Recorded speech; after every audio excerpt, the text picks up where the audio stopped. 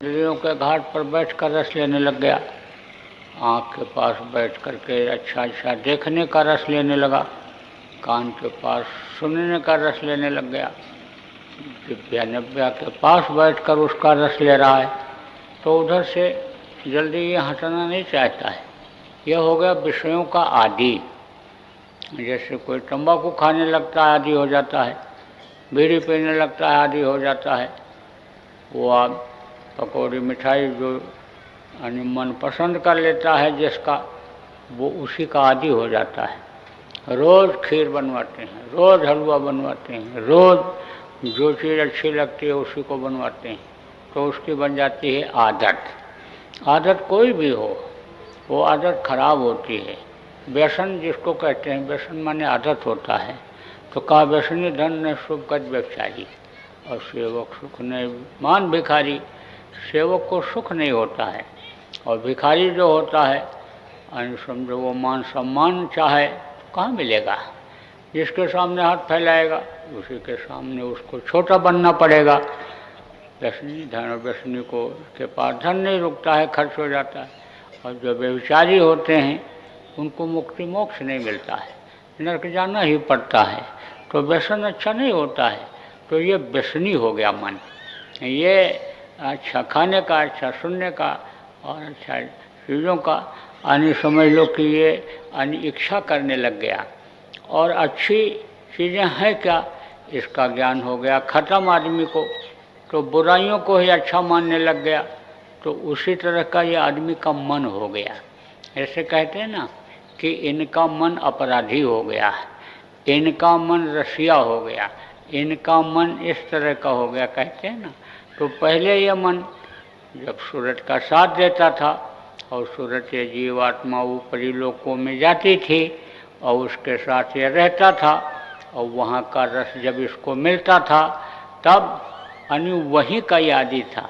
तब आदमी की इतनी आदत खराब नहीं थी। आज की तरह से न सिनेमा देखता, न नाटक नौटंकी देखता, न मोबाइल देखता था, ये था ही नहीं। न इस तरह का खान पान, न इस तरह का चाल चलन आदमी का था जैसे पहले था। आचार विचार था, आहार व्यवहार आदमी का अच्छा था, लोगों के अंदर ज्ञान था, लोगों के अंदर शक्ति थी, आत्मशक्ति थी, आत्म ताकत थी। लेकिन अब वो चीज़ नहीं रही। अब ये मन इधर हो गया नीचे की तरफ, इसका ध्यान इधर से उधर हट गया। इसीलिए तो कहते हैं कि उलट करके देखो, यानी इसको इधर से ध्यान को, मन को हटाओ, जीवात्मा की धार को खींचो और ऊपर की तरफ देखो। उल्टा नाम जपर जग जाना, वाल्मीकि भय ब्रह्म समाना। तो न तो वो उलट करके पैर ऊपर करके सिर नीचे करके ध्यान करते थे या याद करते थे उसको, और न मरा मरा लोग कहते हैं कि राम राम को मरा मरा कहते कहते पार हो गए। यह सब कुछ नहीं था। उल्टा उलट दिया, इसको नीचे की तरफ से ध्यान को हटाया और मन को नीचे की तरफ से हटाया, प्रवृत्ति को मन के खींचा और ऊपर की तरफ ले गए और फिर वो ब्रह्म समान हो गए। सबसे पहले जब जीवात्मा इस शरीर को छोड़ती है तो वो शिवलोक में जाती है, और शिवलोक के बाद ब्रह्मालोक में, और फिर विष्णु लोक में, और फिर इन तीनों की माँ आद्या महाशक्ति जिनको कहा गया उनके लोकों में, और फिर इन्हीं के ब्रह्मा विष्णु महेश के पिता जिनको काल भगवान ईश्वर कहा गया उनके लोक में जाती है, और उसके बाद में यह ब्रह्मलोक में पहुंचती है। तो ब्रह्मलोक में वो पहुंच गए थे। वाल्मीकि भय ब्रह्म समाना। ब्रह्म समाना का मतलब क्या होता है? समान माने उन्हीं जैसे। जैसे जो लोग सतलोक पे हम पहुँच जाते हैं उनको कहते हैं इनको सालोक मुक्ति मिल गई। जो उनके नज़दीक पहुँच जाते हैं उनको समझो सामीप्य मुक्ति कहते हैं। और जो उन्हीं जैसे एकदम से हो जाते हैं वैसा ही रंग रूप या उन्हीं उसी तरह का उनके हो जाता है नज़दीक में रहने से, उसी तरह से उनका व्यवहार विचार हो जाता है। जिस तरह से कोई जज के पास रहता है, राजा के पास रहता है, तो वो जैसा विचार व्यवहार करता है वैसे ही आदत बन जाती है। बड़े आदमियों के कहते हैं कि घर के नौकर भी तौर तरीका सब सीख जाते हैं, उसी तरह रहने लगते हैं। ऐसे ही जो उनके नज़दीक पहुंच जाते हैं उनके जैसा हो जाते हैं, वो सारूप मुक्ति होती है। और जो उन्हीं में समा जाते हैं, समाने का मतलब क्या, पूरी पावर जिनके अंदर आ जाती है उनकी, उनको अनिसाजुज मुक्ति कहते हैं। ऐसे ही वाल्मीकि भय ब्रह्म समान, समान मतलब उन्हीं जैसे, वो नहीं हुए लेकिन उनके जैसे हो गए, क्योंकि उन लोकों में, ऊपरी लोकों में जितनी भी जीवात्माएं होती हैं वो सब एक ही जैसी होती हैं, उसमें पहचान नहीं होती है। सतलोक में कोई पहचान नहीं, सब एक जैसे। कहा ना गुरु न चेला, और सब में बोले एक अकेला। वहाँ गुरु और चेला का भेद खत्म हो जाता है, उससे पहले गुरु और चेला का भेद रहता है, और गुरु की ज़रूरत रहती है, और गुरु की पहचान अलग रहती है। इसीलिए गुरु जो मनुष्य शरीर में रहते हैं, जो नामदान देते हैं, इसी रूप में हर लोक में मिलते हैं, और जिनको नामदान देते हैं उनकी मदद बराबर करते हैं। लेकिन सतलोक में पहुंच जाने के बाद वो भेद सब खत्म हो जाता है, वो पहचान यानी सब खत्म हो जाती है, एक जैसी हो जाती है। विश्वास जब करना होता है जीव को कि यही इन्हीं के अंदर पावर है, यही सब कुछ कर रहे हैं, यही ताकत लिए हुए इस धरती पर हैं, तब तो वो दिखाई पड़ जाते हैं वहाँ पर, और नहीं तो बाकी सब एक समान ही दिखते हैं। ऐसे निचले लोकों में भी हैं, सब ब्रह्मा देखते हैं, सब विष्णु देखते हैं, सब शिव दिखाई पड़ते हैं। तो वाल्मीकि भय ब्रह्म समान उनके जैसे हो गए थे, खींचा था उन्होंने पूरी ताकत को, जैसे शुरू में मैंने बताया आपको, ऐसे खींचा और खींच करके दोनों आँखों के बीच में लाए थे। तो ये तरीका आपको बताया कि आपकी मन की प्रवृत्तियाँ जो नीचे की तरफ हैं उनको आप लाओ, इधर खींचो, किधर लाओ, यानी इस तरफ लाओ, यानी आँखों के बीच में, यानी जो यानी तीसरी आँख है वहाँ पर लाओ, इधर जो बताया जा रहा है वहाँ देखो। अब आप ये समझो कि इसके लिए सुमिरन कराया जाता है, जो सुमिरन आपको बताया गया, सुमिरन में इसकी आदत बनती है। किसकी आदत बनती है?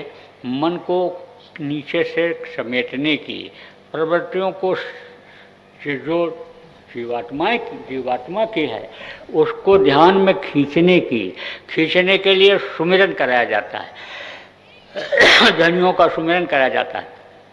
अब इसमें मन को यानी आदत डालते हैं कि ये रुके, ताकि ध्यान में भी रुके। जब हम ध्यान करें तो हमारा ध्यान में भी यानी ये साथ दे दे, इसलिए सुमिरन पहले कराया जाता है। तो सुमिरन पहले कर लो कि जिससे प्रवृत्ति तुम्हारी बन जाए, नीचे से खींचने की, मन को खींचने के ऊपर लाने की आदत बन जाए। इसलिए कहा गया कि जिनके नाम को लो उनके रूप को याद करो, वहीं पर तुम्हारा ध्यान रहे, वहीं पर मन रहे, यानी नाम जपते जाओ, रूप पर ही मन रहे, ध्यान रहे, जहाँ ध्यान रहे वहीं मन रहे। तो इस तरह से ये बताया जाता है। तो ये आपका रहा ध्यान, और ध्यान आपको बताया और ध्यान आपको करा भी दिया। अब तीसरा है भजन। यह मानो मंदिर है, इसमें आँख, कान, ये मुँह, ये सब दरवाज़ा हैं। तो बाहर का दरवाज़ा जब बंद करोगे तब अंदर का द्वार खुलेगा, इसलिए बाहर से बंद करना शुरू में ज़रूरी होता है।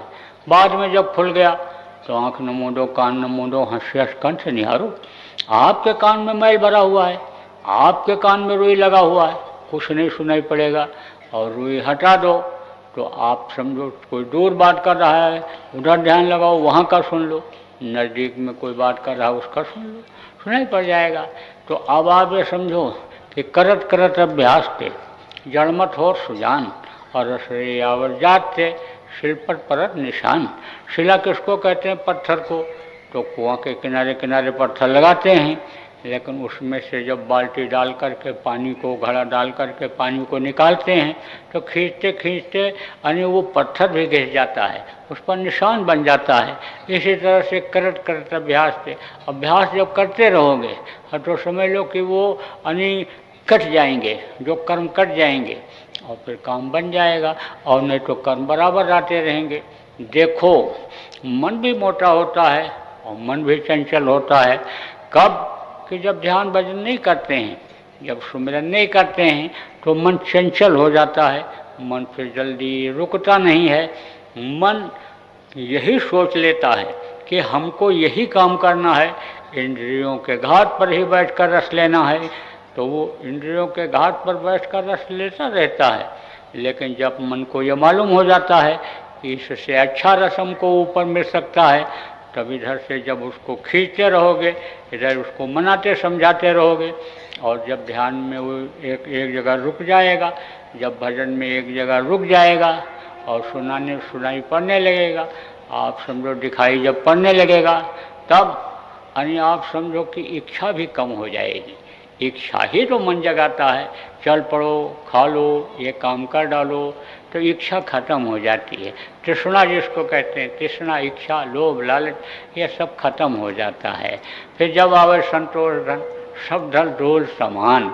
जब आदमी को संतोष आ गया, नहीं चाहिए, सब यहीं छोड़ करके जाना है, जितने भी लोग आए सब लेकर के चले गए, तो किसी चीज़ की इच्छा रह जाएगी, लोभ, लालच और झूठ, फरेब, चोरी, बेईमानी, उस धन को पाने के लिए करना रहेगा?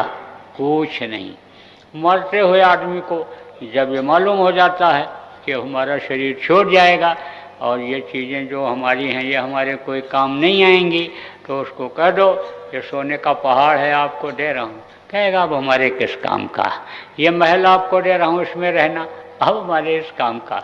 बुढ़ापा जब आने लगती है, झुर्रियाँ जब पड़ने लगती हैं, हाथ पैर जब ढीला होने लगता है, तभी आदमी निराश होने लगता है, कहता है ये सब चीज़ें हमारे किस काम के, सब ये बेकार हैं। डॉक्टर जब मना कर देता है कि दलिया खाओ, सब्जी का पानी पियो, फल का पानी पियो, तो वो कहता पूरा कुचौड़ा क्या हमारे लिए, अब हम क्या करें, निराश हो जाता है। यही चीज़ आदमी अगर पहले से ही सोचे रहे कि भाई ये दुनिया हमारी नहीं है, दुनिया की चीज़ें हमारी नहीं है, संसार हमारा नहीं है, शरीर भी हमारा नहीं है, तो हमको सब कुछ छोड़ कर जाना है, तो हम इसमें फंसें क्यों? अरे हम तो बस इसका रस लें, शरीर को चलाने के लिए, शरीर को ढकने के लिए कपड़े का इंतजाम कर लें, इसको गर्मी ठंडे से बचाने के लिए मकान का इंतजाम कर लें, और फिर समझ लो भजन करें। असला काम जिस काम के लिए मनुष्य शरीर मिला, वो काम अपना पूरा कर लें। तो बराबर भजन करते रहना है, ध्यान करते रहना है।